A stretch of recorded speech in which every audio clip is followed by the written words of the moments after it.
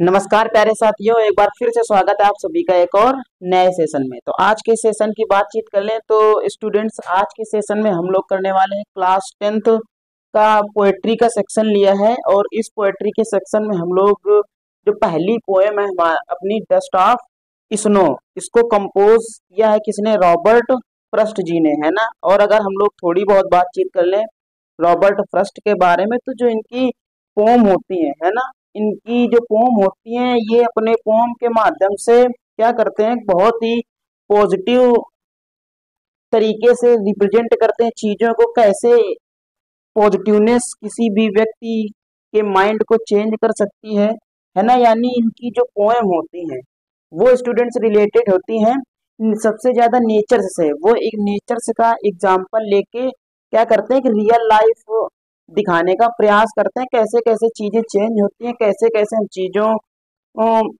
के द्वारा अपने माइंडसेट को चेंज कर सकते हैं ना। इन सब चीजों को ये क्या करते हैं, अपने पोयम में दिखाने का प्रयास करते हैं। और क्या करते हैं, किसी भी चीज में पॉजिटिवनेस दिखाने का प्रयास करते हैं। तो आइए, जो पोयम है हमारी डस्ट ऑफ स्नो, इसके बारे में आप सभी पढ़ ही चुके होंगे। हम लोग क्या करेंगे इस सेशन में, इसके सेंट्रल आइडिया जो है ना, इसके बारे में चर्चा करेंगे। तो देखिए, सेंट्रल आइडिया यहाँ पे लिखा गया है। पोएम हमारी डस्ट ऑफ स्नो कंपोज की गई है रॉबर्ट फ्रस्ट के द्वारा। यानी इसके अगर हम पोर्ट की बात कर लें तो वो कौन है? Robert first. अब बातचीत कर लेते हैं सेंट्रल आइडिया के बारे में। तो बच्चों देखो, सेंट्रल आइडिया लिखा गया है, पहली लाइन लिखी है, the pome expresses the significance of small things. कह रहा ये जो पोएम है डस्ट ऑफ स्नो, ये क्या करती है, क्या एक्सप्रेस करती है, क्या चीज दिखाने का प्रयास करती है? Express the significance. Significance word की बातचीत कर ले बच्चों, तो इसका मतलब होता है महत्व। यानी ये किसका महत्व दिखाती है? स्मॉल थिंग्स का। कैसे छोटी छोटी चीजें, और किसमें? इन चेंजिंग वंस एटीट्यूड, किसी भी व्यक्ति के दृष्टिकोण के बदलाव में। चेंजिंग का मतलब क्या होता है? बदलाव या फिर बदलने में। वंस एटीट्यूड, एटीट्यूड का मतलब होता है बच्चों की दृष्टिकोण, है ना। कैसे किसी भी व्यक्ति का दृष्टिकोण चेंज हो जाता है, चेंज होता है।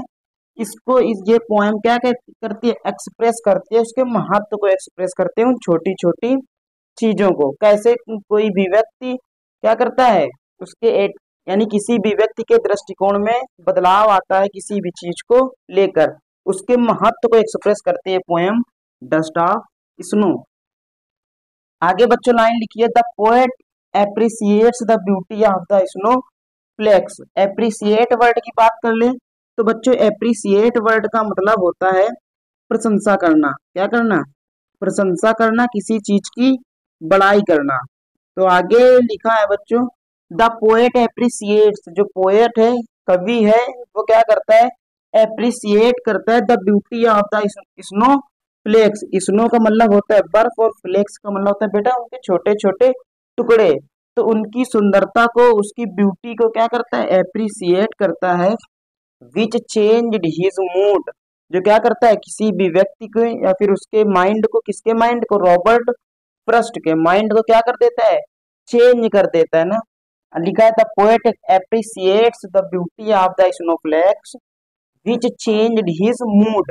यानी स्नोफ्लेक्स, जो छोटे छोटे बर्फ के कण थे, फ्लेक्स थे, उन्होंने क्या किया था?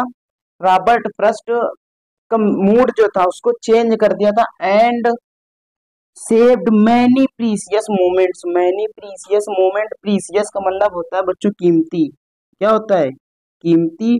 और मोमेंट्स का मतलब क्षण, या फिर हम यहाँ पर समय से ले सकते हैं बच्चों। किससे ले सकते हैं इसका सेंस? समय से, टाइम से। तो क्या किया स्नोफ्लेक्स ने? चेंज्ड हिज मूड, उनका मूड चेंज कर दिया। And saved many precious moments, और बहुत सारे जो उनका समय था, कीमती समय था बहुत सारा, उसको क्या कर लिया? फ्रॉम बीइंग वेस्टेड अवे, है ना, खराब जाने से, वेस्ट होने से बचा लिया। किसने? स्नोफ्लेक्स ने। इसलिए बच्चों, रॉबर्ट फ्रॉस्ट ने इस पोएम में स्नोफ्लेक्स की ब्यूटी को क्या किया है? एप्रिसिएट किया है। क्यों एप्रिसिएट किया है? क्योंकि उन्होंने क्या किया? उसका मूड चेंज कर दिया, किसका? पोएट का। और उसके समय जो खराब होने वाला समय था, जो खराब होने वाला था उसको क्या कर दिया, बचा लिया, सेव कर लिया, लिखा नहीं सेव्ड मैनी।